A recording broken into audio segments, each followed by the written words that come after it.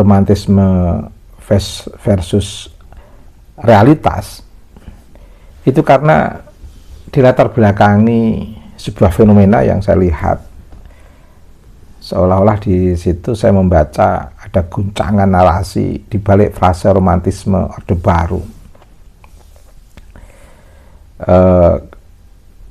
Bermula dari memahami konteks masa lalu Budiman itu kan sebagai simbol perlawanan anak muda 1990-an, dan itu merupakan catatan sejarah yang luar biasa sebagai tinta emas reformasi, saya katakan begitu.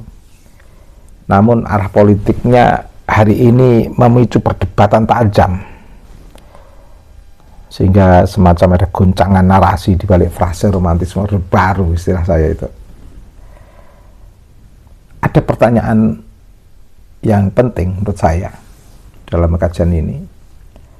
Mengapa metamorfosis politik seorang mantan aktivis membuat publik sulit menatap masa depan Indonesia? Apakah ini langkah realistis atau jebakan disonansi sejarah?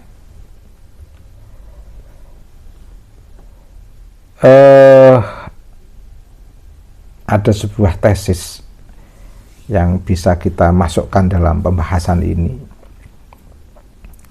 yaitu golden era aktivisme pemuda bagi generasi transisi 1998, Budiman Sujatmiko dan Partai Rakyat Demokratik adalah personifikasi dari keberanian absolut. Memang saat itu butuh keberanian yang luar biasa, dan hampir masih bisa dihitung oleh jari saat itu. Sebuah perlawanan yang luar biasa menghadapi sebuah rezim yang betul-betul menakutkan. Orde Baru itu betul-betul menakutkan bagi kebanyakan orang. Karena di era Orde Baru itu, melawan Orde Baru itu semacam melawan ini gurita represi rezim Orde Baru Soeharto. Dan ini yang menjadi target para aktivis, karena memang sangat menghambat demokratisasi. Secara metodologis,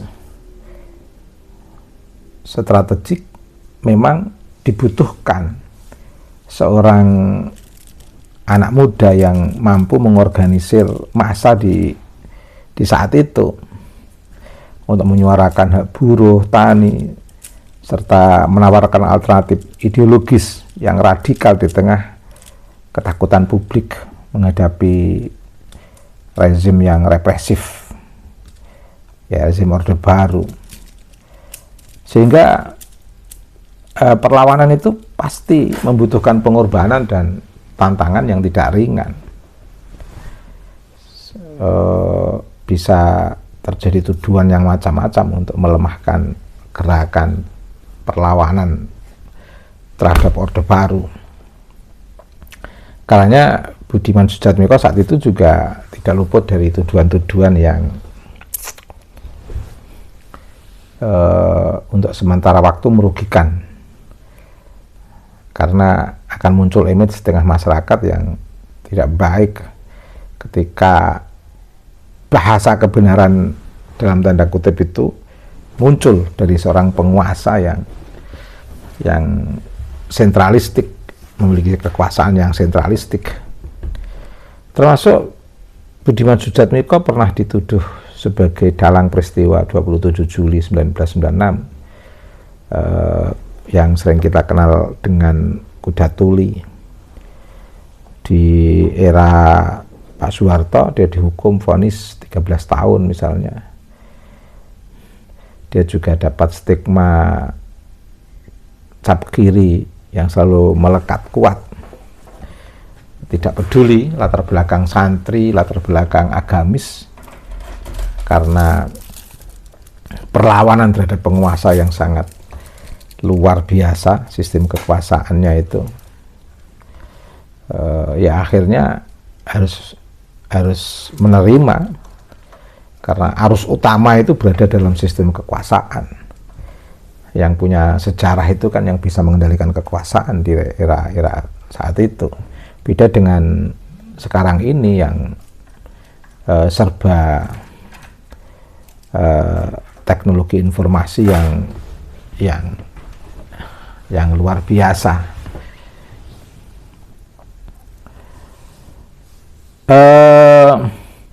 Tentu menghadapi fenomena Orde Baru itu memerlukan exposure, ekspektasi yang sangat tinggi. Artinya butuh pengorbanan, menjadikan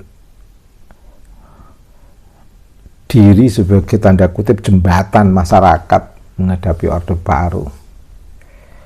Tapi pengorbanan Budiman Sujatmiko itu betul-betul menjadikan publik memandangnya sebagai pemegang kunci kompas moralitas politik Indonesia. Itulah yang disebut sebuah harga idealisme, heroisme masa lalu, yang betul-betul divalidasi oleh harga mahal yang harus dibayar oleh seorang Budiman Sujatmiko. Tapi pasca perjuangan menghadapi Orde Baru itu, yang saya sebut sebagai tesis Budiman melawan Orde Baru, tesis Budiman Sujatmiko untuk bagaimana bisa melakukan reformasi dengan kerjasama dengan berbagai aktivis reformasi saat itu. Tapi tesis yang pernah dalam tanda kutip digagas oleh Budiman Sujatmiko dengan gerakan-gerakan politik di awal kemunculannya dalam konteks menunjukkan eksistensinya dalam ruang diskursus politik mahasiswa versus Orde Baru, itu sekarang ini muncul antitesis yang juga dikeluarkan oleh Budiman sendiri. Jadi antara tesis dan antitesis muncul dari diri sendiri. Apa antitesis? Sebagai perkembangan historisitas pemikiran Budiman, saya katakan begitu, yaitu titik balik dan metamorfosis politik. Jika tahun 1998 itu sebuah, istilah saya itu politik jalanan yang dilakukan oleh Budiman Sujatmiko, akhirnya pasca reformasi dia masuk sebuah perjuangan dari dalam PDIP. Nah, pada posisi inilah yang saya sebut sebagai masa transisi dari jalanan 1998 ke parlemen.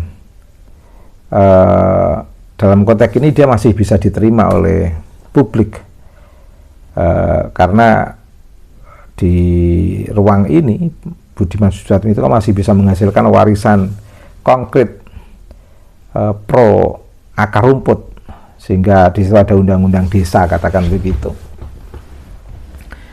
Tapi fase kedua ini yang saya sebut sebagai fase antitesis adalah sebuah titik balik radikal.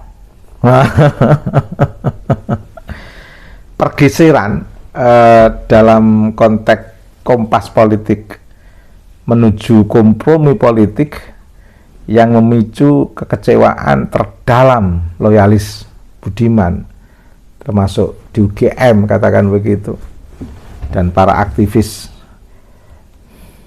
yang masih menjadi mahasiswa atau yang mantan aktivis. Sehingga tahun 2024 terasa di situ ada paradok terbesar dalam Pilpres. Budiman Sujatmiko melakukan dukungan untuk Prabowo Subianto. Pada konteks inilah memicu disonansi kognitif nasional. Di situ seolah-olah ada benturan antara aktivis 1998 dengan struktur militer Orde Baru, sehingga peristiwa ini sebagai bentuk akar kekecewaan. Terlepas dari dinamika hari ini tentunya, secara historis figur yang didukungnya adalah bagian dari struktur militer Orde Baru. Pak Prabowo bagian daripada struktur militer Orde Baru yang berhadapan langsung dengan gerakan Budiman di tahun 1998. Sebuah kompromi ekstrim dengan masa lalu. ini mulai publik memiliki analisis yang berbeda. Sekarang pertanyaan sintesisnya adalah mengapa masa depan terasa kabur dari gerakan Budiman Sujatmiko? Di situ nampak kebingungan publik. Bukanlah masalah kurangnya informasi, melainkan benturan epistemologis. Tentu kita semua melihat satu manuver politik melalui dua lensa yang saling bertabrakan, yaitu penuntasan masa lalu di satu sisi yang belum tuntas, dan ada lompatan teknologi yang luar biasa.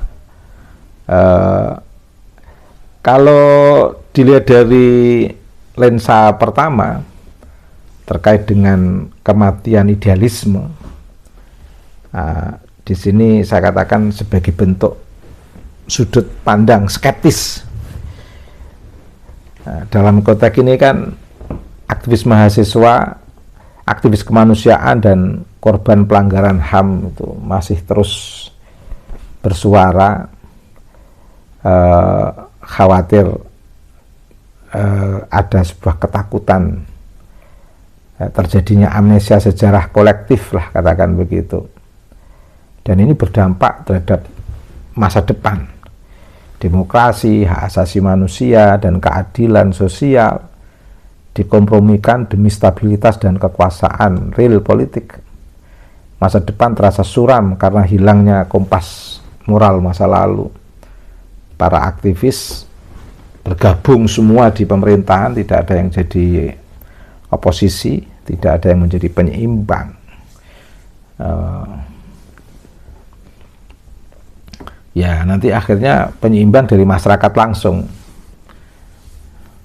Tapi tidak seiring dengan silih bergantinya regenerasi di kemahasiswaan, ada saja yang melakukan suara-suara itu. Cuman sebenarnya momentum ini kan harus diambil oleh Budiman Sujatmiko. Tapi karena ada perubahan ini, sehingga momentum itu harus kembali dari awal lagi untuk memulai dari awal sebuah gerakan reformasi itu. Lensa 2 terjadi lompatan ke masa depan, sudut pandang Budiman. Kan banyak suara yang bernarasi pasca 2020 sebagai sebuah upaya untuk melepaskan diri dari jebakan romantisme masa lalu. Di situ disuarakan dari beberapa cara dan strategi, baik terkait dengan melalui sosial media misalnya, melalui isu-isu bioteknologi, hilirisasi, dan kedaulatan digital. Dampak ke masa depannya, tantangan geopolitik global tidak bisa diselesaikan dengan polarisasi sejarah. Dibutuhkan persatuan nasional dan stabilitas elit untuk melompat jauh ke depan. Kalau kita bandingkan dua lensa menatap masa depan yang baru saja saya sampaikan itu, ada kelompok yang skeptis, ada kelompok yang budiman, katakan begitu. Dalam konteks definisi kemajuan, kelompok keadilan historis atau skeptis itu inginnya melakukan penegakan keadilan dan hak asasi manusia. Tapi kelompok Budiman sebagai lompatan teknologi adalah kedaulatan digital dan teknologi. Status sejarah 1998 bagi kelompok skeptis yang menuntut keadilan historis, fondasi moral yang belum tuntas, merasakan betul itu. Bagi lompatan teknologi, ada beban polarisasi yang harus dilepaskan. Terkait dengan strategi politik masa depan, kelompok skeptis itu masih saja idealisme tanpa kompromi moral. Tapi berbeda dengan kelompok Budiman yang melakukan lompatan teknologi, terjadi real politik dan persatuan elit nasional. Sintesis akhir dari analisis pembacaan saya, di situ ada benturan dua kutub. Kutub idealisme absolut 1998 dan kutub pragmatisme absolut 2024. Jadi dalam diri Budiman Sujatmiko sebenarnya terjadi benturan. Jadi dirinya sendiri itu telah seperti mengalami sebuah perasaan yang berbeda. Satu sisi dia melakukan romantisme idealisme absolut 1998, tapi satu sisi real yang bisa dibaca di dalam pergerakan sekarang ini, terlihat sosok Budiman Sujatmiko yang telah memilih jalan pragmatisme absolut sejak 2024. Kalau idealisme absolut 1998 itu kan romantisme Budiman di masa Orde Baru sebagai standar moral yang diciptakan oleh sejarah. Tapi sebagai seorang yang di sisi lain mengalami goncangan pragmatisme absolut sejak 2024, itu seperti ada goncangan narasi terjadi bukan hanya karena perubahan aliansi, tetapi karena transisi ekstrim dari satu kutub ke kutub lainnya. Sebagai sebuah simpulan, saya ingin mengatakan fenomena ini merupakan harga sebuah masa depan baru. Bagi loyalis reformasi, metamorfosis ini adalah pengorbanan masa depan karena memadamkan kompas moralitas bangsa. Namun bagi kaum pragmatis, ini adalah langkah realistis demi membangun masa depan yang berdaulat secara teknologi. Sebagai catatan akhir, memasuki babak baru kebangsaan ternyata harus dibayar mahal dengan pudarnya romantisme kepahlawanan masa lalu. Masa depan Indonesia kini tidak lagi digerakkan oleh memori revolusi, melainkan oleh kompromi-kompromi algoritma dan kekuasaan. Ini simpulan saya dari hasil pembacaan saya terhadap Budiman Sujatmiko secara analitik, realistis, tanpa ada maksud yang negatif, nothing tulus, membaca dalam perspektif keilmuan, sehingga bisa untuk pembelajaran Budiman Sujatmiko sendiri, bisa untuk pembelajaran aktivis yang lain, juga bisa untuk pembelajaran bagi pemegang kebijakan. Baik, terima kasih, semoga bermanfaat.